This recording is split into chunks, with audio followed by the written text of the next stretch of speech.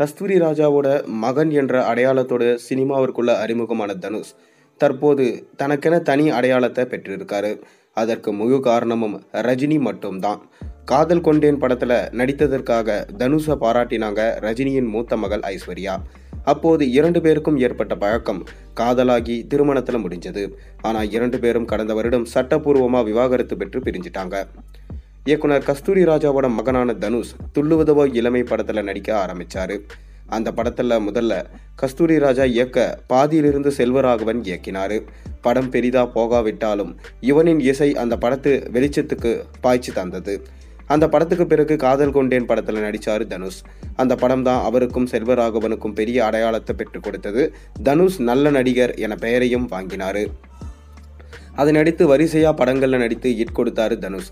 ஒரு கட்டத்துல தமிழ் மட்டுமின்றி பாலிவுட், ஹாலிவுட் என வளர்ந்த அவர் ஆடுகளம், அசுரன் ஆகிய படங்களுக்காக தேசிய விருதையும் வென்றாரு.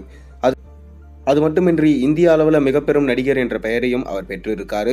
இதற்கு முழுக்க முழுக்க ரஜினியோடைய ரெஃபரன்ஸ் வச்சு தான் அவர் வளர்ந்தார் என சொல்லப்படுது. ஆனால் அவர் இது மொத்தமே என்னோட கடின உழைப்பு, அவரோட ரெஃபரன்ஸால் நான் வளர்ந்தாலும் இன்று இந்த அளவுக்கு நான் வந்திருக்கேனா அது என்னோட முழு உழைப்பு தான் என சொல்லிட்டு வராரு. அவரது நடிப்பில் ராயன் படம் கடைசியாக வெளியானது. அடுத்ததாக குபேரா, இட்லி கடை ஆகிய படங்கள் வெளியாக இருக்கு. இதை தவிர்த்து டஜன் கணக்கில் தனது கைகளில் படத்தை வச்சிருக்காரு தனுஷ். இதற்கிடையே காதல் கொண்டேன் படத்துல நன்றா நடித்ததற்காக ரஜினியின் மூத்த மகள் தனுஷை பாராட்டி பொக்கே வழங்கினாங்க. அப்போது 2 பேருக்கும் ஏற்பட்ட பழக்கம் நாளடைவில் காதலா மாறியது. முதல்ல இந்த காதலுக்கு ரஜினியின் வீட்டில் கடுமையான எதிர்ப்பு வந்ததா சொல்லப்படுது. ஆனா ஐஸ்வர்யா தொடர்ந்து பிடிவாதமா இருந்ததுனால இந்த திருமணத்துக்கு ரஜினிகாந்தும் அவரது மனைவி லதாவும் ஒத்துக்கொண்டாங்க என சொல்லப்படுது. அதனை அடுத்து கடந்த 2004ஆம் ஆண்டு தனுஷுக்கும் ஐஸ்வர்யாவுக்கும் திருமணம் நடைபெற்றது. திருமணத்துக்கு பிறகு 2 பேரும் உச்சபட்ச காதலோடு தங்களது வாழ்க்கையை நகர்த்தி வந்தாங்க. அவர்களுக்கு யாத்ரா, லிங்கா என 2 மகன்களும் இருக்கிறாங்க. தனுஷை வச்சு ஐஸ்வர்யா 3 என்ற படத்தை இயக்கி இயக்குனராக அறிமுகமானாங்க. அடுத்ததாக அவர் இயக்கிய வைராஜாவை படத்திலும் தனுஷை கெஸ்ட் ரோல்ல நடிச்சிருந்தாங்க. அதைத் தொடர்ந்து இப்படி இருவரும் ஒருவருக்கொருவர் அனுசரணையோடு சென்று கொண்டிருந்த சூழல்ல சில வருடங்களுக்கு முன்பு அவர்கள் தங்களது சமூக வலைதள பக்கத்துல அறிவிப்பு ஒன்றை வெளியிட்டாங்க. அதில் தாங்கள் இருவரும் பிரிந்து வெவ்வேறு வழிகளில் தனித்தனியாக பயணிக்க முடிவெடுத்திருக்கிறோம் என்று சொன்னாங்க. இருப்பினும் அவர்கள் 2 பேரும் விவாகரத்து கோரி நீதிமன்றத்தை நாடாம இருந்தாங்க.